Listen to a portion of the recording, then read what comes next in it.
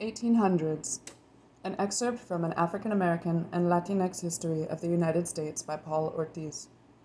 Content warning: mentions of genocide, enslavement, and racism. David E. Haynes Bautista writes, quote, "Slavery, many Latinos understood, was the major issue of the Civil War," end quote.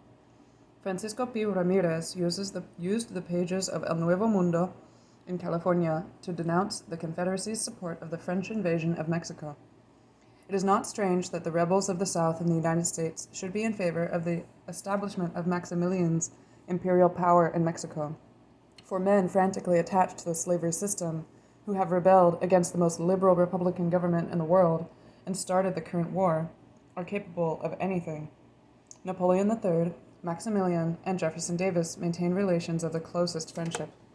They support one another, for all of them have an interest in dominating the people, though it be over the bodies of the dead and through rivers of blood. As Emperor Maximilian's invading army cut a destructive path through Mexico, the Reverend Henry McNeill Turner urged the United States to raise an army to drive the European monarch back across the Atlantic Ocean. Quote, "I believe this government can drown Jeff Davis and his hosts in the Red Sea and send 300,000 men to Mexico to welcome Maximilian to his imperial throne with as much canister and grape as would blow him into another region."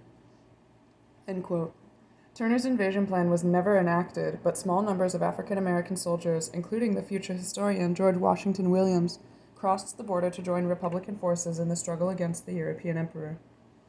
The New Orleans Tribune, a black newspaper, coupled the fate of people in the United States with that of the citizenry of Mexico in its moment of crisis.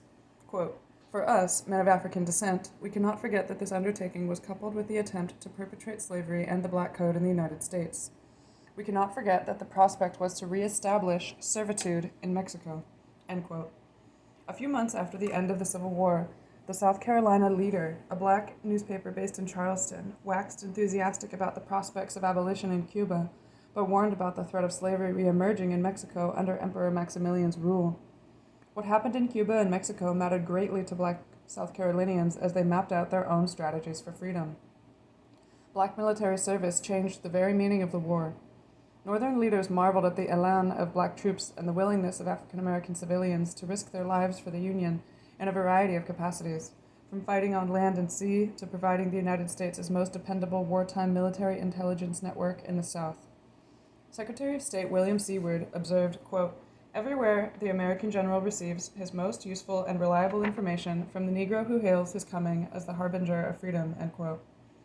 After the Army of the Potomac seized the high ground at Gettysburg, thanks to the intelligence of a black spy, General Robert E. Lee lamented, quote, "The chief source of information to the enemy is through our Negroes," end quote. Black men in the ranks drew from their experiences to frame the broader significance of the war. Private William B. Johnson of the 3rd United States Colored Infantry was one such soldier. As he wrote toward the end of the war, quote, "One particular and interesting feature in Lake City, Florida, is a pond about a mile from town, where the rebels drove the blacks into in the summer of '64 to keep our scouts from bringing them into our lines. Many lost their lives in this way, but thank God they had at their time, and now comes ours," end quote. Johnson believed that the Civil War must have a redemptive meaning.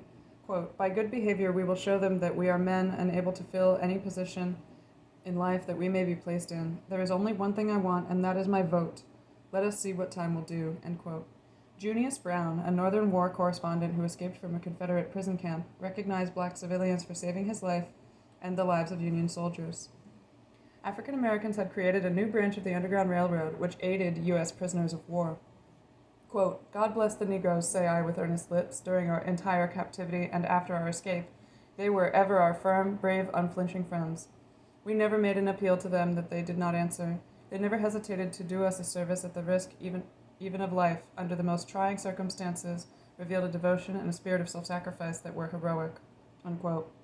Harriet Tubman, whom John Brown had called General Tubman, performed all of these duties and more. Harriet Tubman helped lead troops into battle in a series of daring raids in the Sea Islands region of South Carolina, where U.S. forces destroyed plantations, liberated slaves, and recruited the former, quote, "contrabands" slaves into the Union Army. Toward the end of the war, Tubman traveled to Camp William Penn in Pennsylvania to talk with the soldiers there about her exploits. One observer noted, quote, "During her lecture, which she gave in her own language, She elicited considerable applause from the soldiers of the 24th Regiment, USCT, now at the camp. She gave a thrilling account of her trials in the South during the past 3 years among the contrabands and colored soldiers, and how she had administered to thousands of them and cared for their numerous necessities. Tubman's effectiveness as a recruiter was rooted in her ability to create a discourse of the dispossessed. She drew slaves away from the plantations by proclaiming, quote, "Uncle Sam is rich enough to give you all a farm," end quote, affirming her people's belief that their labor had built the nation. Senator John Sherman of Ohio depicted the impact of black troops and civilians, men and women, in battle and behind the lines to achieve victory for the United States. These slaves have won their, quote, "These slaves have won their freedom by their devotion to our cause. They have from the beginning been true friends. They have borne our flags in battle. They have carried our arms. They have been slaughtered for our cause. They have aided our sick and wounded. They have fed our soldiers when in prison and have guided their escape. They have performed the humble offices of the camp and the hospital," end quote. Senator Sherman wanted it clearly understood the Black War Service was saving the Union. Quote, they have never fought against us. They have relied upon our promise and have performed their part. Without them and without their presence as a weakness to the enemy, we might not have succeeded," end quote. Sherman argued that Negro manhood suffrage was a minimal precondition for the reconstruction of the South. Quote, "If we put Negro regiments there and give them the bayonets, why can't we give them votes? They have joined in putting down the rebellion, and now to place them at the mercy of those they have helped us to subdue, to deny them all political rights, to give them freedom but leave them entirely subject to laws framed by rebel masters, is an act of injustice against which humanity revolts," end quote. The political significance of black military service became clearer with each passing day. Abraham Lincoln was deeply moved and transformed by the sacrifice of African American men on the field of battle. He told John T. Mills, a Delaware judge, quote, "There have been men base enough to propose to me to return to slavery the black warriors of Port Hudson and Olustee, and thus win the respect of the masters they fought," end quote. Lincoln flatly refused. Quote, "Should I do so, I should deserve to be damned in time and eternity. Come what will, I will keep my faith with friend and foe. My enemies pretend I am now carrying on this war for the sole purpose of abolition. So long as I am president, it shall be carried on for the sole purpose of restoring the Union," end quote. President Lincoln wanted Mills and his readers to understand that the hope of a Union victory in the Civil War was now inextricably bound up with black emancipation and freedom. Facing the prospects of losing the presidency in 1864, he told Frederick Douglass that he wanted him to organize a slave revolt in the South, what one historian calls his, quote, "John Brown plan," end quote. It was now the only way Lincoln could see of saving the United States in its moment of deepest crisis. W.E.B. Du Bois interpreted the mass exodus of slaves from the southern plantations as the first national general strike in U.S. history, and emphasized that, quote, "Without the blacks, the war would not have been won," end quote. Du Bois asserted, quote, "This is not merely the desire to stop work. It was a strike on a wide basis against the conditions of work. It was a general strike that involved directly, in the end, perhaps 500,000 people," end quote. C.L.R. James fleshed out the political significance of the slaves' general strike. What I want to emphasize is that it was not only that the blacks brought their freedom into the Northern Army and gave labor. It was that the policies that they followed instinctively were the policies ultimately that Abraham Lincoln and his cabinet had to use in order to win the war. This rising tide of the workers was 100-fold more important than enlightened statecraft. It was the motive force compelling the emancipation and the remarkable period of Reconstruction that followed after the end of the Civil War. At no time in American history had the working class occupied such a position of awesome power. In a speech given toward the end of 1863, Frederick Douglass made it clear that Lincoln's leadership would not win the war. Quote, we are not to be saved by the captain this time, but the crew. We are not to be saved by Abraham Lincoln, but by the power behind the throne, greater than the throne itself." Quote, "Without the uprising of the plantation workers, the nation would have been permanently broken in two. They were not merely heroes. They were the saviors of the Republic. The movement of ordinary African Americans doing extraordinary things fired the nation's imagination." One writer juxtaposed the bravery of black troops on battlefields like Fort Pillow with their precursors in Latin America. Quote, in the United States, Nat Turner, Fort Hudson, Fort Wagner, Fort Pillow, etc., in Spanish America against the Spanish hordes during the War of Independence.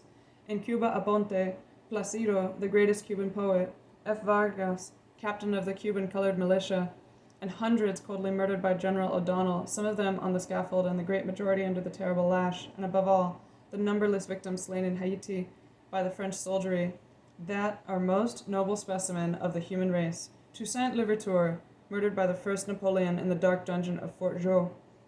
End quote. In invoking the name Placido, nom de plume of Gabriel de la Concepcion Valdez, an Afro-Cuban poet executed by the Spanish for his role in the so-called Ladder Conspiracy, the writer was drawing connections between the massacre of Black Union soldiers at Fort Pillow, Tennessee, and the Spanish suppression of Cuban anti-slavery insurgents in 1844. This act of historical imagination linked the progress of democracy not to events in Europe, but to those taking place in Latin America and the Caribbean. In a speech given to an African-American audience in Boston in the final weeks of the war, Wendell Phillips pointed to the global implications of Black self-activity.